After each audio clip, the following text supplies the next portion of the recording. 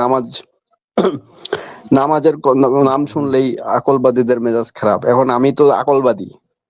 এখন আমি এটাই বলছিলাম ওকে যে ভাই আমাকে তো আকলবাদী বলতেছে আপনাদের ডক্টর আবু বকর জাকারিয়া, সে বলছে যে আকল ব্যবহার করা হারাম, এই লজিক চর্চা করা, যুক্তিবিদ্যা হারাম, ফিলোসফি হারাম, এগুলো বলছে।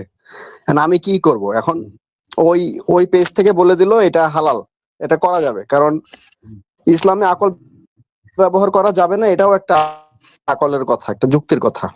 ফতোয়া যুক্তি না ব্যবহার করে দিতে পারবেন না, ঠিক আছে? তো আমাকে আমি এটারে খুশি হয়েছি যে না ঠিক আছে। আরিফ ভাই এটা জবাব দিন, ওনার বক্তব্য শেষ করতে।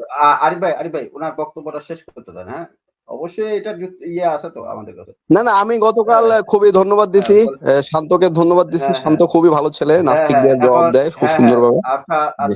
আচ্ছা আপনার কথা শেষ হয়েছে আপনার আকলের? না না, এইটাই শেষ, আমার কথা শেষ, আপনারা বলেন।